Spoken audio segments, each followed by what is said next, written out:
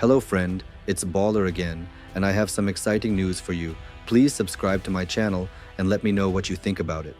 Please support my channel with a small donation. It's not much for you, but for me it's an incentive to keep going and bring you important news. I've included a PayPal link to support my channel in the description for this video. Thank you. Russia's Air Force isn't retreating. It's not regrouping or modernizing, it's collapsing. 3 years into this war, the country once expected to dominate the skies is running out of jets, out of pilots, and out of options. What was once seen as a dominant force has become a slow-moving disaster.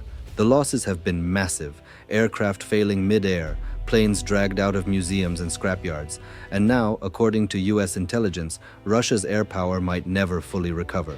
But this isn't just about getting shot out of the sky.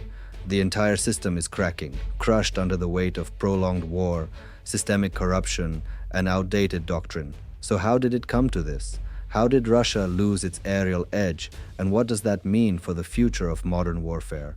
The roots of Russia's air power decline run deeper than just 2022. Closer analysis reveals the cracks started forming long before its war with Ukraine. Let's begin with the most obvious indicator of this crisis: battlefield losses. According to the open-source intelligence group Oryx, Russia has lost at least 141 fixed-wing military aircraft, visually confirmed as destroyed, damaged, or captured.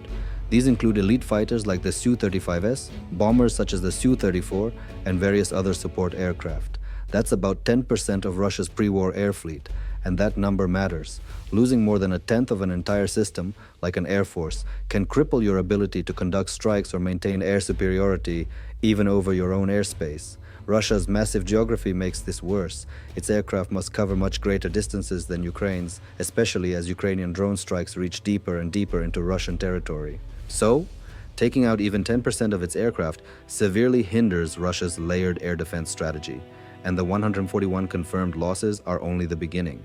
Ukrainian military sources estimate over 340 Russian planes and helicopters were shot down by early 2024. Those numbers are impossible to fully verify. Russia won't admit to such losses, but if Oryx's confirmed data is just the tip, the real number likely lies somewhere in the middle, and the rate of losses is devastating.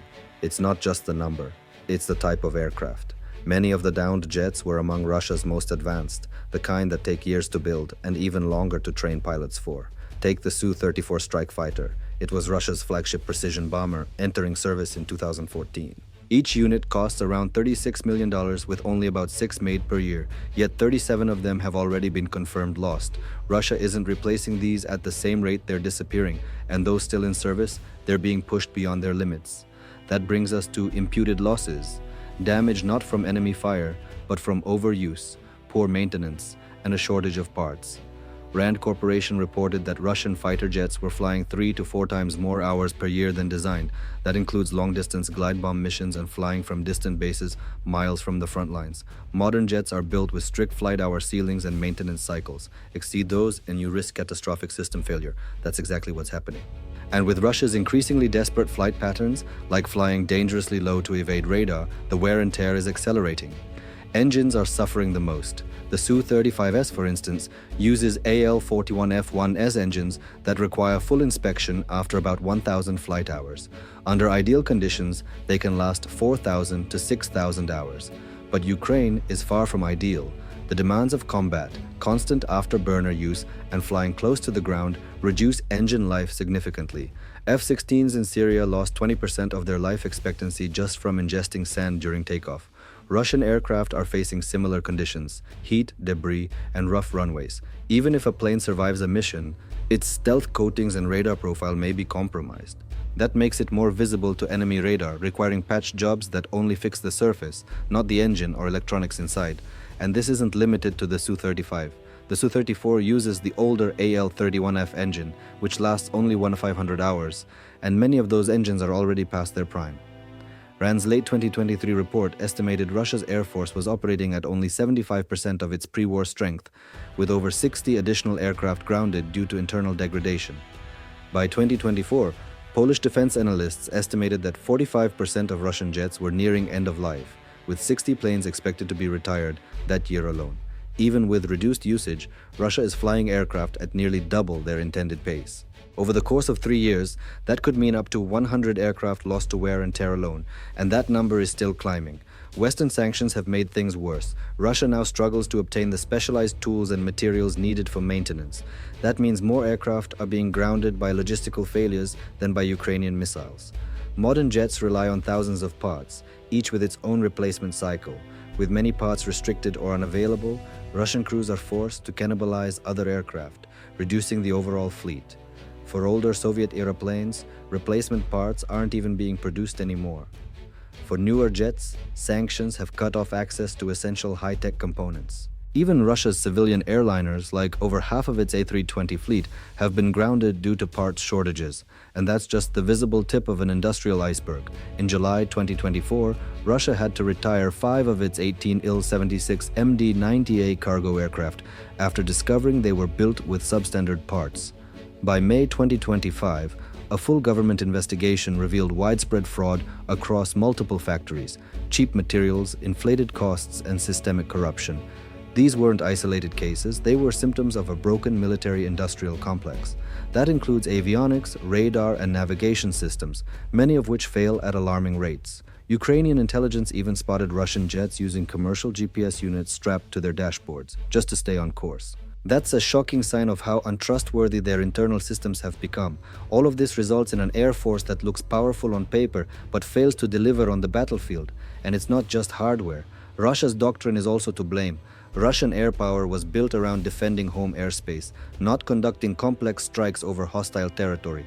It relies on centralized ground control, with pilots expected to follow instructions rather than make split-second decisions. That worked during Cold War-style defense scenarios. But it fails in Ukraine, where pilots must operate independently and respond dynamically.